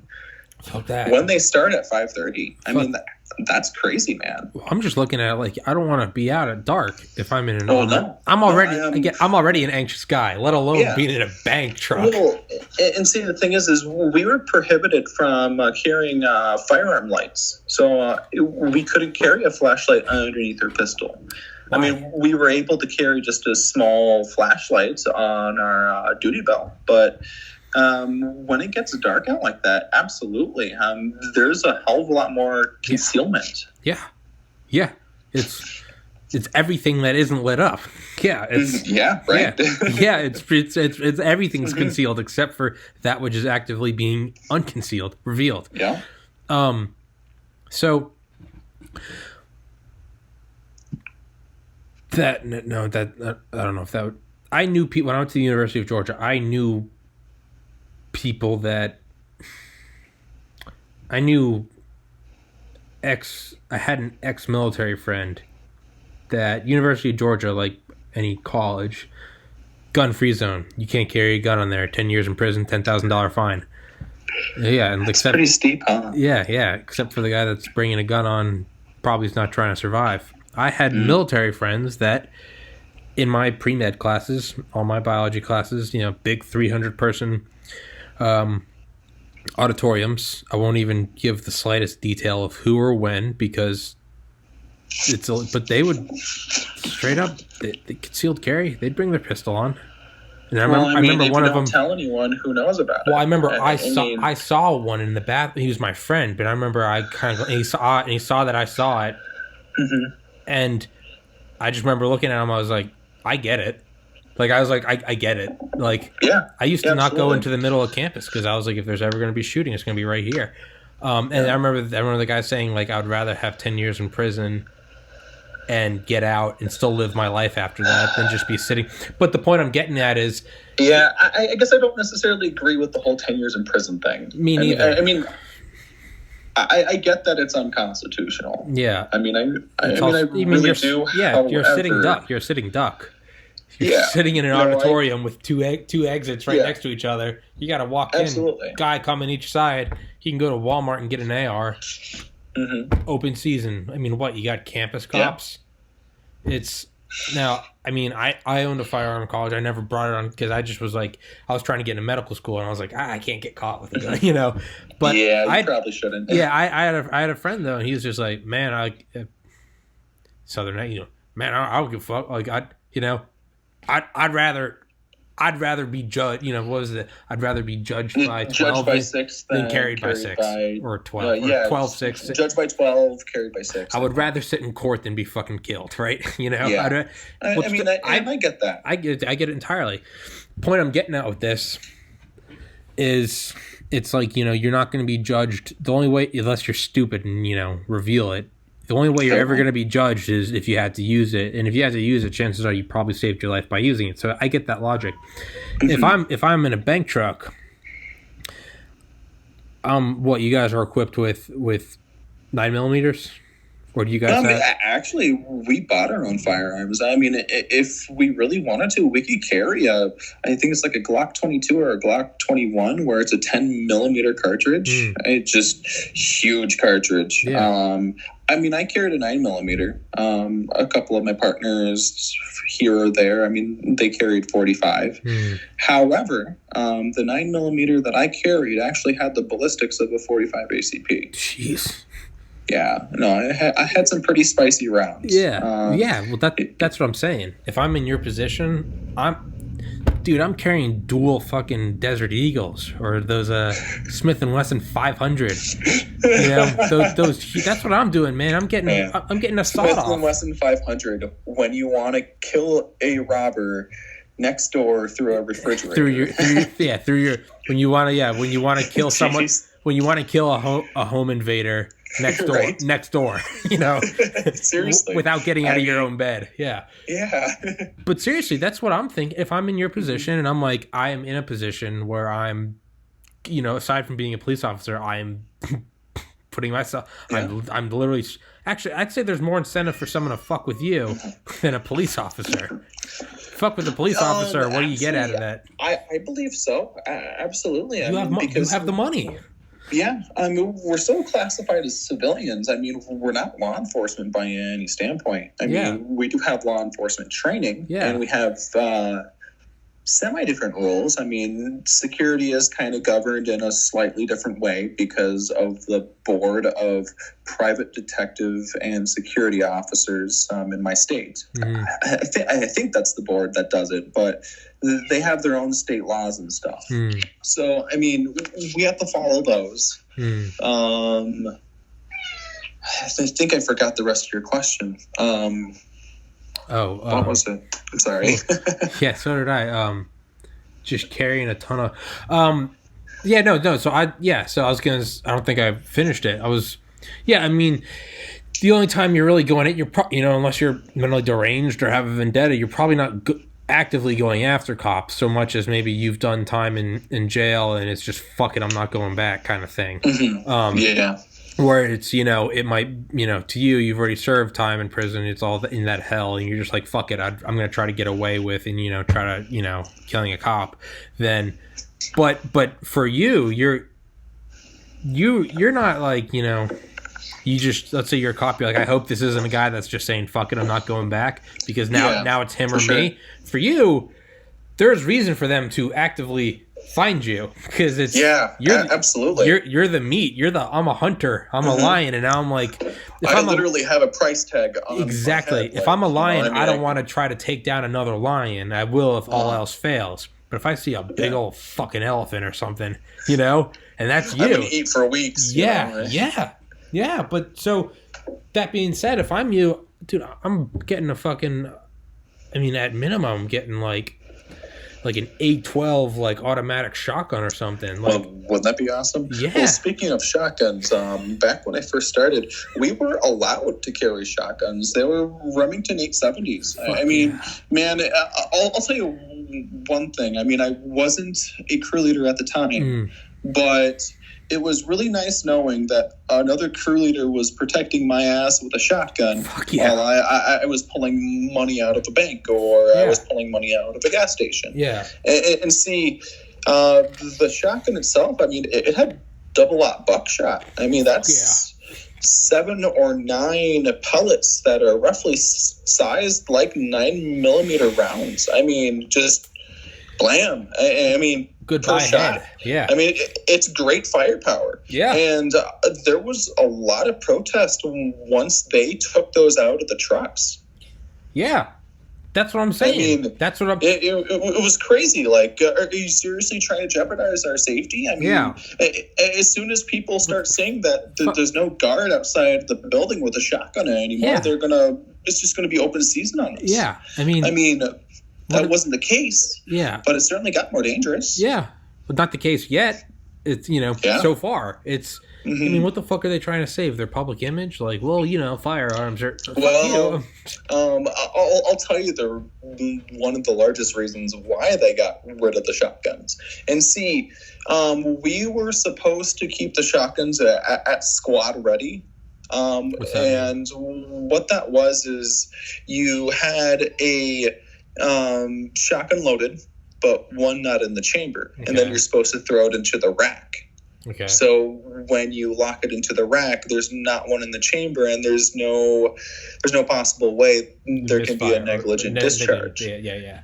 However, people kept it at ready with a round in the chamber, and for some reason, somehow, there was a couple of negligent discharges in the armored trucks. Oh, God. And the pellets just bounced around and made just a fun day for everyone. It didn't hurt or maim anyone. However, it certainly gave everyone outside the armored truck a kind of a scare. Yeah. I mean, made everyone deaf. Yeah. But... Well, did that happen with people you knew, or is that just like an industry thing? Oh, yeah, absolutely.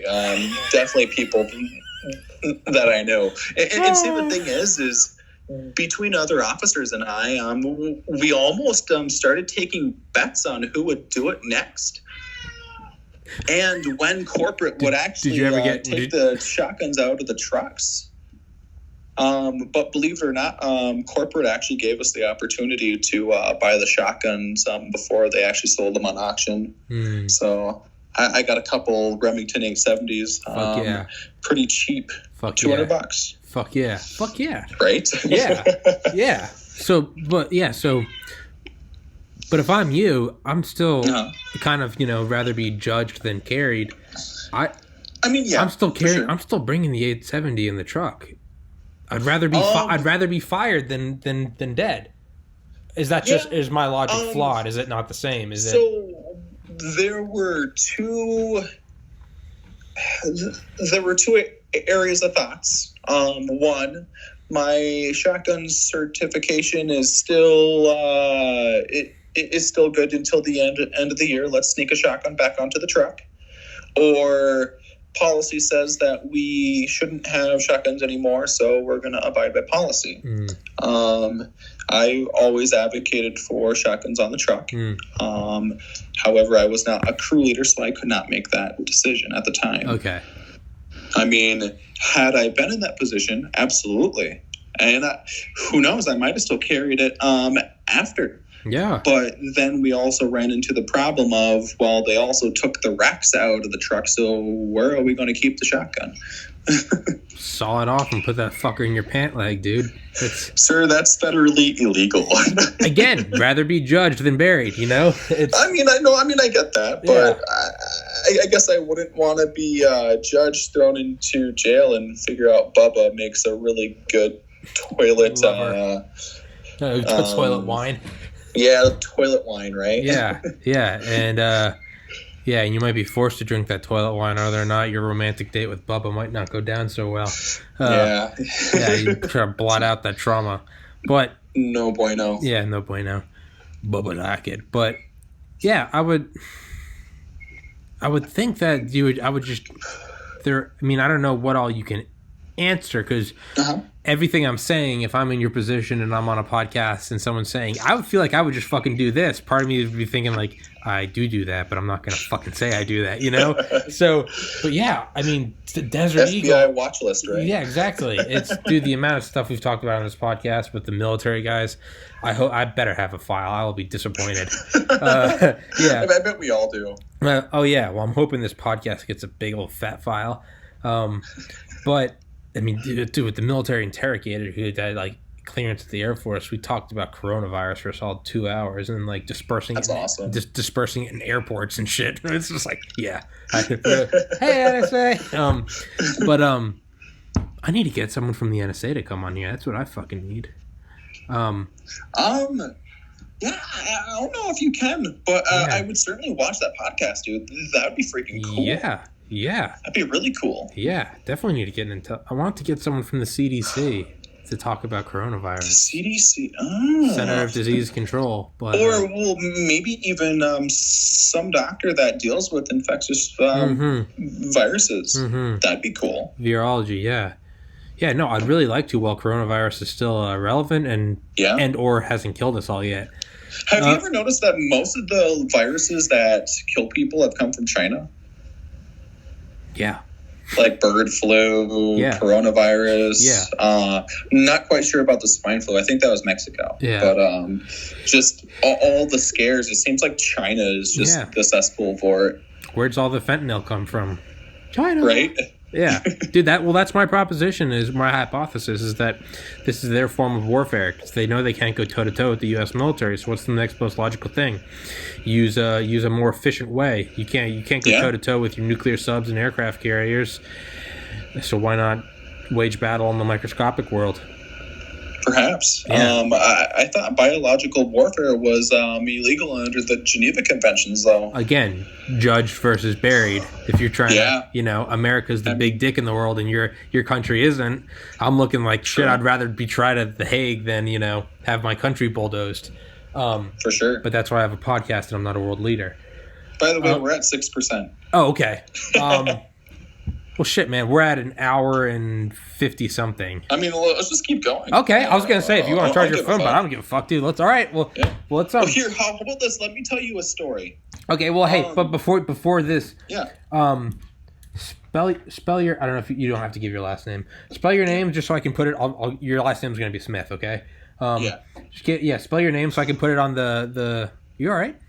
Yeah, I'm good. Oh, I thought you were like exhaling. I was like, is it? Oh, no. See, I'm petting my cat. Oh, I was gonna say, and he's kind of shedding just a little bit. And I'm trying to blow the fur off my hands. I was gonna say blink twice if you have coronavirus. Yeah. Here, spell your name and just let's do a sign off now. So when your battery does die, it won't just awkwardly end. So. Okay. So, you spell your name. BRAD, Brad. Okay. Brad, and I'm just going to say Brad Smith, and you drove armored trucks for a bank. And for a security company. We were contracted with banks. Okay, security company contract with bank. Yeah. Well, for the thumbnail, I got a armored bank truck. That's what I'm going to say. Yeah. All right, I just want to make sure that we have like a somewhat formal ending. All right, story time. Story time. Woo! I actually changed my company's policy on heat exhaustion and heat stroke. Okay. The policy said if you have a company-issued bulletproof vest, you could not remove it. Well, on one hot day that we lost air conditioning... You can't... Why? You can't remove it? No, you can't. Is that like an NFL? It was like, an can't take your helmet thing. Off? Okay.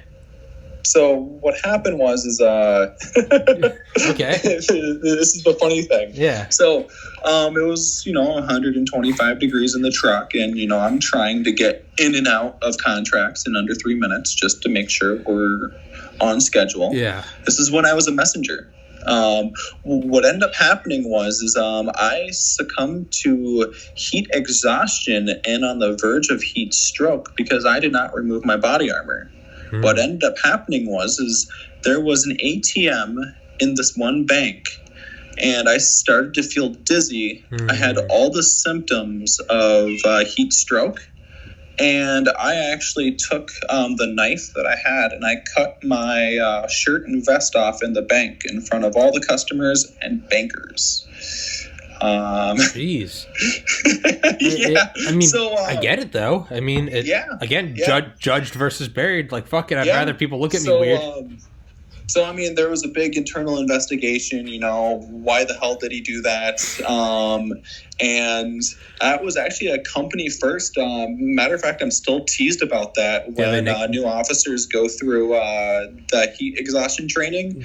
They literally say, do not do what Brad did. Do you have a nickname? And they actually edited their policy, too. Yeah.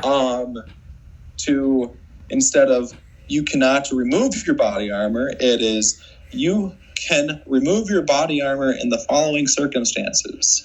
You feel like you are about to have some sort of stroke or heat exhaustion event.